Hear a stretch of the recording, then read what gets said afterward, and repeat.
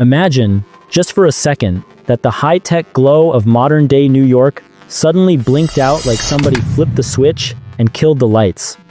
Forget the mirrored skyscrapers scraping the clouds, the smartphones keeping everyone plugged in 24/7, and that bright, feel-good optimism of a hero swinging between buildings in broad daylight. Now shut your eyes and try to feel the razor-sharp chill of acid rain that never quite washes the grime off the streets, and the dry, rhythmic crack of machine gun fire echoing through dark, rain-soaked alleyways. Real talk, if you think you know Spider-Man just because of Peter Parker from Earth 616, the wisecracking hero tossing out jokes while taking down bad guys in Manhattan, you're not even close to being ready for what Spider-Man Noir brings to the table. This isn't cute, it's heavy, it's raw, and above all, it's a one-way trip into the darkest basements of the Marvel multiverse. Spider-Man Noir isn't just an alternate version with a cool aesthetic and a slick trench coat. He's the grim, definitive, unsettling answer to one question. What if Spider-Man hadn't grown up, surrounded by hope, but by chronic hunger and a system so corrupt, it rots everything it touches? To understand the biological foundation and mystical anatomy of Noir, we've got to toss everything we know about modern science, sterile labs, and atomic radiation straight into the trash. On Earth, 90214, there was no cutting-edge lab with lasers and computers, no radioactive spider on a school field trip changing the life of some awkward suburban kid desperate to fit in. Noir's origin is way more primitive, mystical, ancient, and honestly, terrifying. In this reality, Peter Parker is a young idealist, but he's also deeply angry. He sees the world through the lens of a journalist who refuses to go along with the mainstream media's complicit silence. While investigating a shipment of smuggled antiquities tied to the Goblin, the city's crime boss who rules with an iron fist and razor-sharp teeth, Peter crosses paths with a statue of an ancient spider idol, a relic radiating an aura of primordial danger. When the statue accidentally shatters, what spills out isn't some tidy scientific accident you can explain with physics. It's pure supernatural manifestation. A swarm of mystical spiders crawls out of the shadows like living nightmares, and one of them bites Peter with a ferocity that goes beyond biology. What follows isn't a clean, tech-driven, heroic transformation. It's a forced rite of passage imposed by an ancient, enigmatic entity known as the spider god Anansi, the master of stories and webs. In fever dreams, Peter sees the deity, a being who grants him the gift of hunting those who prey on the weak, but at a cost he doesn't fully understand yet. Physically, Noir has the proportional strength and agility we're familiar with, but there's a brutal difference in how he uses those abilities.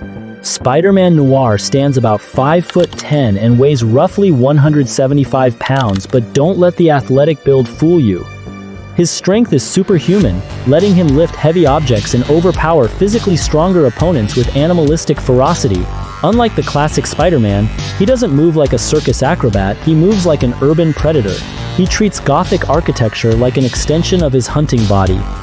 One disturbing detail of his anatomy is his pain immunity. Ever since the bite, Peter doesn't process physical pain the way a normal human does. That turns him into a tank in combat, able to push through injuries that would drop anyone else. While he's highly durable, able to withstand blows from foes like the Sandman Noir, who can crush a human skull with ease, he's still vulnerable to gunfire, which makes his stealth approach a matter of survival, not just style.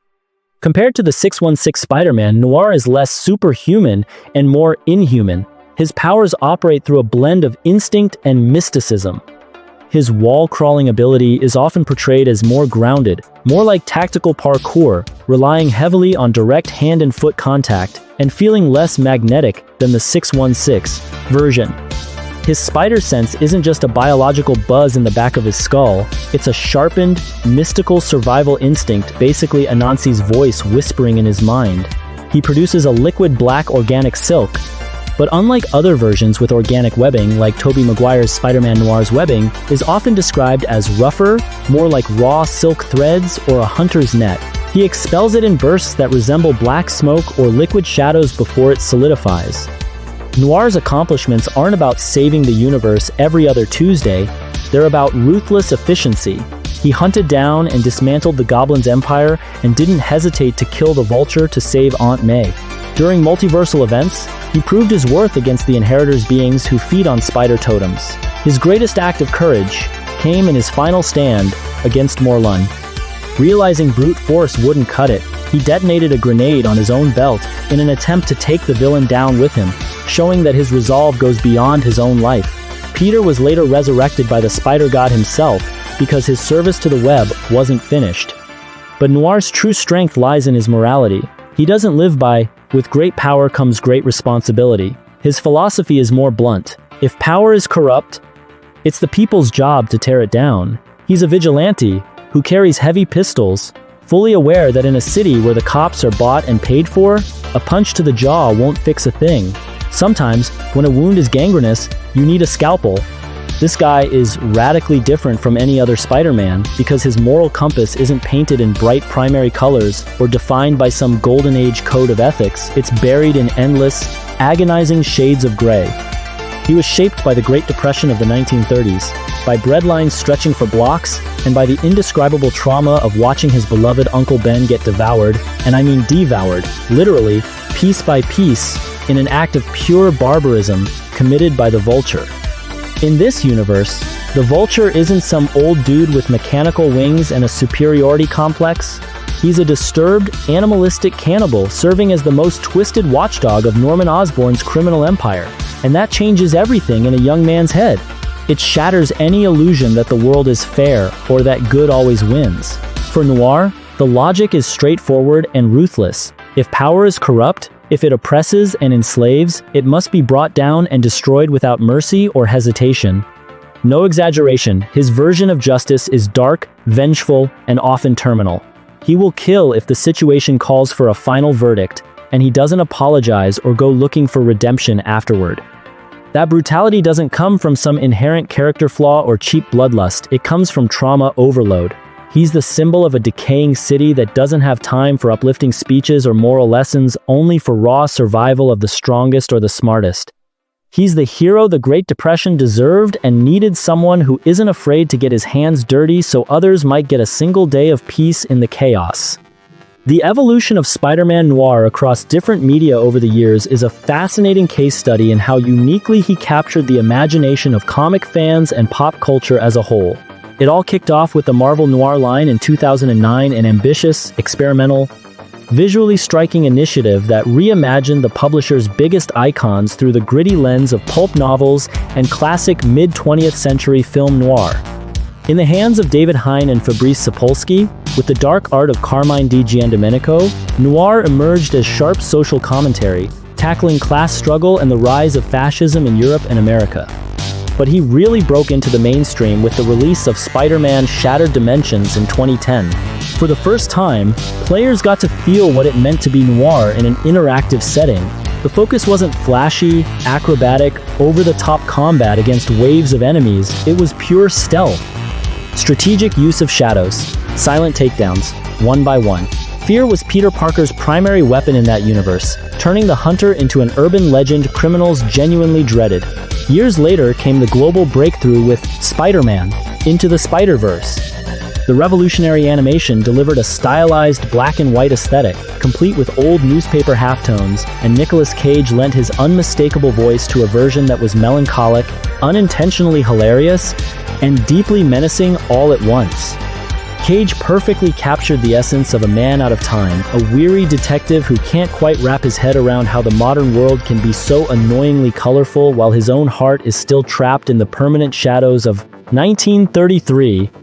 And now we're staring at what promises to be the most ambitious chapter yet, the live-action series produced by Prime Video, set to take the character to new levels of realism and grit. This is the kind of move that flips the table and has fans and internet theorists scrambling for answers. In the new series, the character won't be Peter Parker, it'll be Ben Reilly. Longtime Marvel fans instantly connect that name to the controversial and sprawling clone saga of the 1990s. For anyone who doesn't know, Ben Reilly is one of Peter's clones, but here, the context is radically different, rooted deep in noir aesthetics. He'll go simply by the Spider, a hard-boiled private detective in a 1930s New York, desperately trying to hold on to the last scraps of his humanity while wrestling with a mysterious and painful past. But let's be honest, why swap out the iconic Peter Parker name for Ben Reilly in this adaptation? In my opinion, it likely comes down to a tangled web of contracts, image rights, and licensing agreements between Sony Pictures and Marvel Studios, Disney. By using Ben Reilly, Sony can move more freely in creative territory, avoiding direct conflicts with the massively profitable Peter Parker of the Marvel Cinematic Universe and allowing the series to dive into darker, more adult themes completely detached from the family-friendly, upbeat tone Disney typically enforces. The first trailer already dropped some heavy hints that this noir will lean even harder into the hard-boiled vibe than any previous version. We see the protagonist in moments of raw vulnerability drinking to drown his ghosts, wrestling with deep, paralyzing depression. That breaks rules that, according to leaked contracts from 2011, once strictly prohibited Spider-Man from being shown drinking alcohol, smoking, or engaging in behavior deemed unheroic.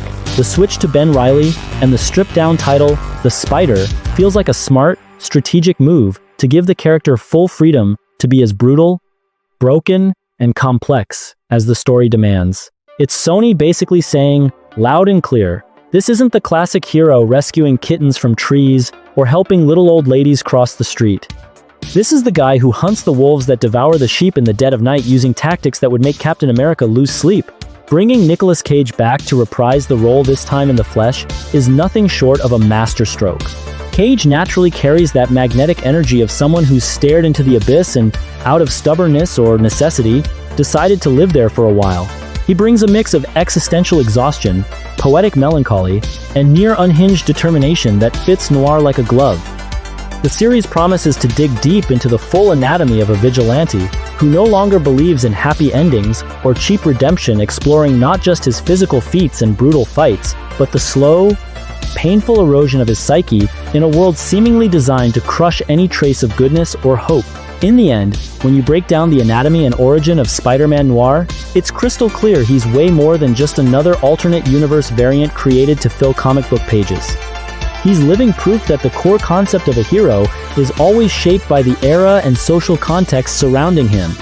If the 616 Peter Parker is the hero of science, technological progress, and unshakable hope for the future, Noir is the hero of raw survival, resistance against systemic oppression, and a desperate fight against oblivion. He's proof that, under extreme circumstances, the same man who could be a symbol of light and inspiration can also become a symbol of paralyzing fear for oppressors and criminals.